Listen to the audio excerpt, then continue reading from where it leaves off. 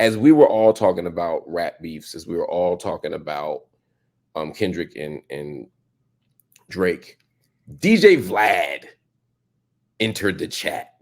For those who don't know, DJ Vlad is a very well-known internet interviewer, YouTuber, just internet-based music interviewer. I don't know if he would has a media company. Like, he's a media company, right? I don't know if he'd call himself a journalist. I'm not being shady. I just don't know how he would self-identify. I think that he would definitely call himself a journalist, probably, especially after everything that he got with the Tupac situation. Fair enough. Okay, so he definitely new media, journalist. He's a new media journalist, and DJ Vlad got some backlash for trying to get a black woman fired. Let me show you how this started. So he writes, can we zoom in on that possibly? So Vlad made a post that said Kendrick's Not Like Us needed a better mix. It takes away from the song. Now, personally, I didn't have an issue with him saying that. Yeah. But Morgan Jerkins, who is a New York Times best-selling writer, author, cultural critic, she responded and said, "You are white. This is a black folk affair." So she was basically saying, stay out of this conversation. White people shouldn't be commenting on this. He responds by saying, wait, so a professor at Princeton is telling me that a white person shouldn't be allowed to voice their opinion about hip hop. Is that how you interact with your students? She responds and says, what I'm saying is that you put your opinion in a discussion that's not needed. This conversation is and should center black people, not you. Now, at this point in the exchange, I was not comfortable because the first thing I noticed, and people do this to me all the time, is Vlad had tagged Princeton. Whenever I see people tag somebody's job, I'm already like, you snitching. You snitching, right? You can call it whatever you want. That shit is all right. She said, what I'm saying is that you put your opinion in a discussion that's not needed. This conversation is and should center black people, not you. Her response was, don't try to change your words now. I'll be reaching out to Princeton about this on Monday. Now, at that point, he's getting dragged through the mud.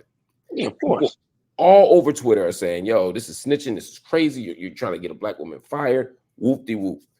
He then comes back today and offers what he calls a clearing the air statement. He says, since it's Monday, let me clear the air and state that I never had any intention of filing a complaint to Princeton for former Professor Morgan Jerkins saying that white people aren't allowed to comment on Kendrick Lamar's music.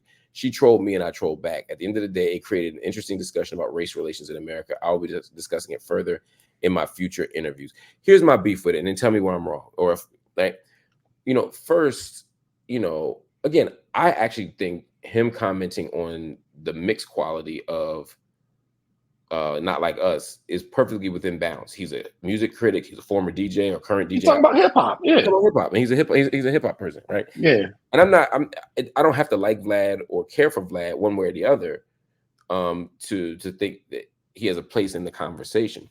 She offered her analysis. Morgan offered her analysis, which was, let the blacks talk about this right now. You don't need to be in this. Again, I may not agree with that, but he could just go back and forth, right? Instead, he just threatens to call her job. Part of what she's pointing out is the power and privilege that white people have. And he says, oh, you think I got power and privilege? I don't like that. Let me call your job. Let me threaten to call Princeton. And somehow he seems to think that saying I was just joking makes it okay. I don't believe he was just joking because, again, he was tagging Princeton as he's talking to her. So even in the so-called trolling, he's alerting her what he thinks is her job. Then, he's saying, I was just threatening you with that. I mean, if a white person said to me, I wasn't really going to call the police and accuse you of assault or rape or murder, I was just saying that because I didn't like how you were talking to me. Is that supposed to make me feel better? Like, that's weaponizing whiteness. It's weaponizing the power of the state. And in this case, it's weaponizing your social network and your resources, knowing that somebody might listen to you at Princeton, right? Yeah. This is exactly why both the initial action and then his follow-up action, to me, is why people often see him as not operating in good faith in our community, not operating in good faith in the rap world. And I have my own issues with Vlad about some of that stuff, but it's not personal. It's never been personal. Yeah. I don't know him personally, right? I've done, I don't like the way he moves in the world. And it seems like whenever he gets a critique, he just doubles down on the very thing that started the critique in the first place. So I want to know your thoughts. It was whack. and he wants to talk about it in an interview, I am going to reach out to Vlad and go on there and talk to him about it. And let me tell you why. This is the fear. Tell you something else that happened. Did you see Jim Jones's fight? I did. Watched every minute of it.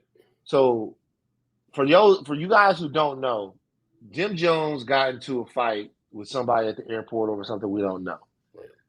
Everybody who I know that is black noticed the same thing about Jim Jones's fight. They are fighting, having mutual combat, right? They're in mutual combat.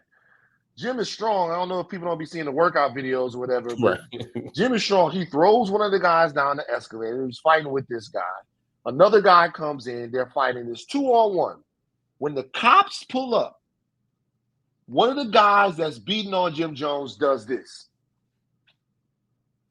to the police. One of the white guys goes, "Here he is," to the police. In that moment, reflexively, instinctively, the white person goes, "There they are." Right. As if years and years, decades and decades of their American experience say, when the police come, they work for me. And they're going to take this rubbish out of here. No matter if it's 2-on-1, if it's 3-on-1, if it's whatever, they coming for him. Here he is. There he is, officer. He went that way. Anytime black people feel that from white people, we know what you're trying to leverage. Right. Black gotta know that was whack. I feel like that's why he came back later and tried to clean it up. But when I read it, I was like, well, God damn, you gonna tell the lady job on her? Right. Like, who does that? That type of the manager, here it goes, it positions you as somebody that is in a position to have everything taken from somebody. What I'm gonna do is use my platform. He has a much bigger platform than that lady. The Princeton social media might look out. I'm gonna fix her. That to me is the type of shit that we're talking about, like when we are talking about white people and what they don't get and understand about us. Like when that is leveraged, when you go, hey, I'm into it with you. Okay, go back at her. She said something, go back at her. No, right. You don't go back at her. You went straight and alerted her job. When people are like, when we talk about cultural distrust and cultural animus that we have, that's kind of what we're talking about. I've been on there before. I'll go on there again. I've known Vlad for a long time, but for me, if he wants to have a conversation about it, about why that was so whack, about why that makes people that have mistrust double down, and if he wants to have a conversation about race relations and what it means to weaponize your whiteness, your power, your whatever, that's the type of shit that we're talking about. That's the type of thing that we're talking about. Who gonna be the one to tell it? Who gonna be the one to do that?